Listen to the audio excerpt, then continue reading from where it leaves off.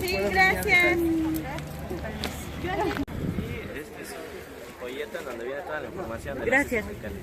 Gracias. Gracias.